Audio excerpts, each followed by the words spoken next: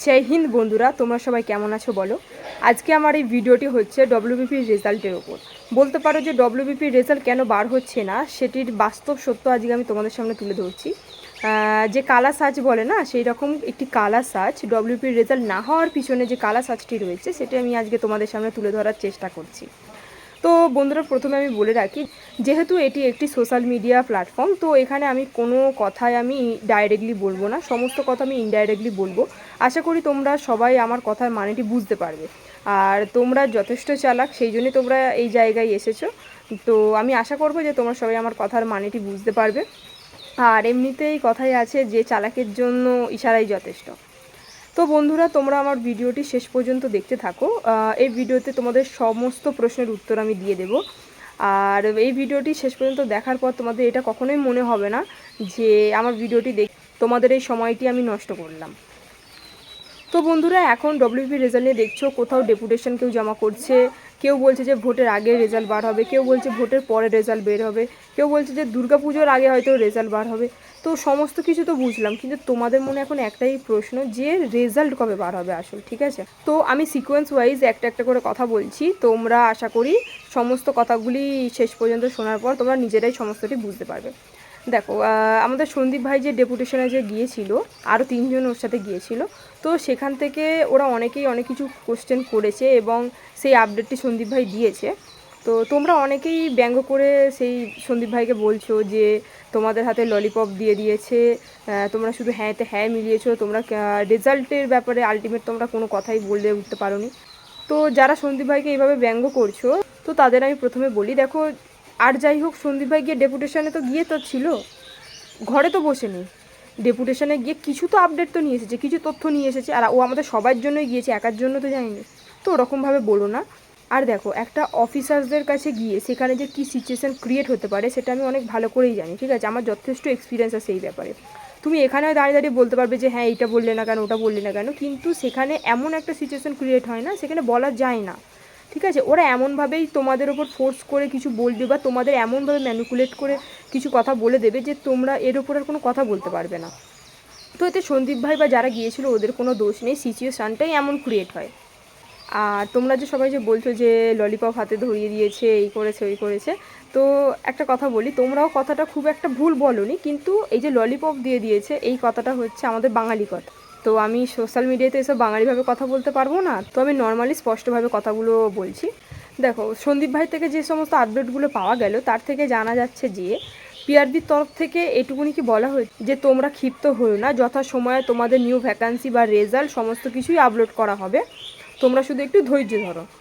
আর এটা বলা হয়েছে যে মেয়েদের যে হাই রিলেটেড যে কেসটি রয়েছে ওটা যতক্ষণ না সলভ হবে ততক্ষণ মেরিট লিস্টে আউট করা যাচ্ছে না। তো এই বিষয়ে আমি আরেকটা কথা বলি, আগের বারেও যখন এই রিক্রুটমেন্ট হয়েছিল এরকমও কিন্তু ফতিমা বিবির কিন্তু অনগোয়িং কেসটা চলছিল, ঠিক আছে? কিন্তু তারপরেও কিন্তু ফাইনাল মেরিট লিস্ট জারি করে দিয়েছিল। তো এইবারে ওনারা কেন করতে পারছে না? এটা চ্যালেঞ্জিং কেস, আমি বুঝতে পারলাম, কিন্তু আগের বারেও তো হয়েছিল, তা এইবারেও কেন করতে পারছে না?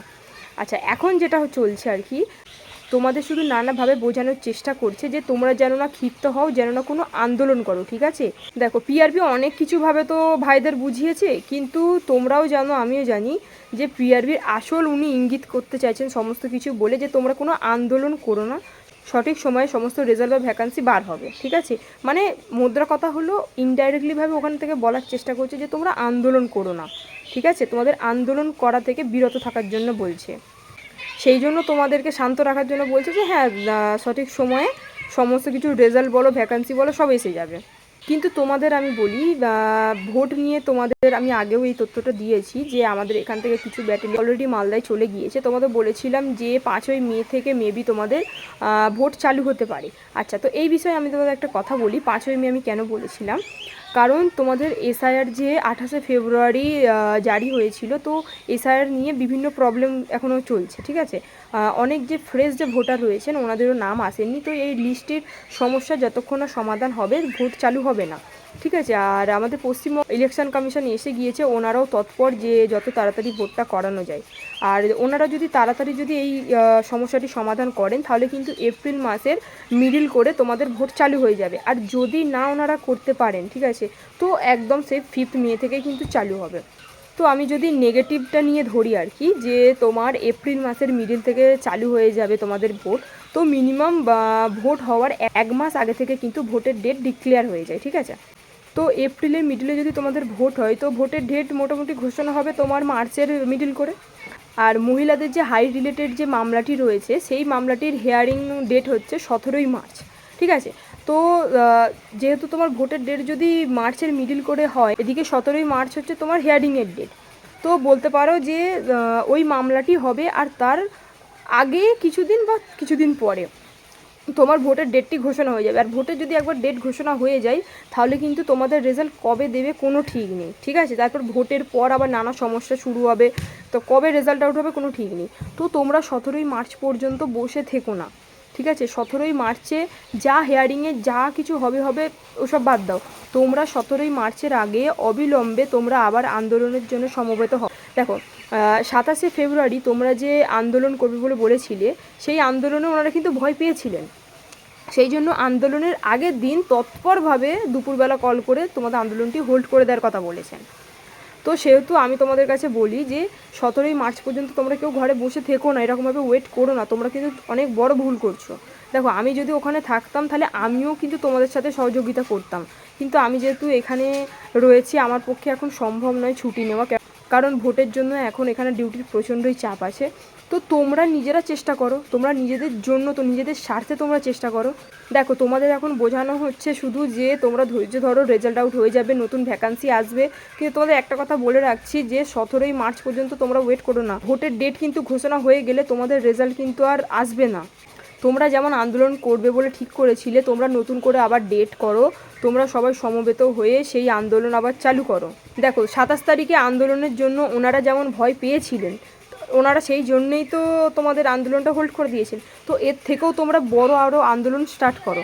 আচ্ছা তোমরাই বলো, যদি পিআরবির তরফ থেকে ওনারা এতটা তৎপর হন এই রেজাল্ট পাবলিশ করা নিয়ে, তো এর লাস্ট যখন এই মেয়েদের হাইট নিয়ে যখন মামলাটি হলো, তখন সেখানে পিআরবির তরফ থেকে উকিল কেন অনুপস্থিত ছিল? হাইকোর্টে যখন মামলা হয়েছিল তখন পিআরবির তরফ থেকে ম্যাডাম বলেছিলেন যে তোমার এই হাইট রিলেটেড যে কেসটা, এটা সবথেকে হাইলাইটেড হচ্ছে কেস, গ্রুপ সির সবথেকে হাইলাইটেড কেস।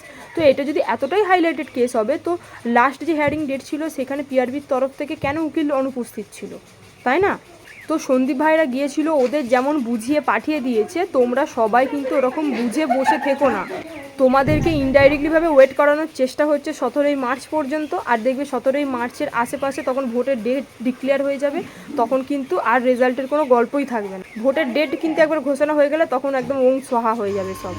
তো আমি ইনডাইরেক্টলি একটা কথা বলছি, তোমরা কারোর কোনো কথায় আশ্বস্ত হয়ে বসে থেকো না যে হ্যাঁ হয়তো মেবি নিউ ভ্যাকান্সি বার হবে, রেজাল্ট বার হবে, 17ই মার্চ পর্যন্ত তোমরা ওয়েট করছো, এরকম করো না।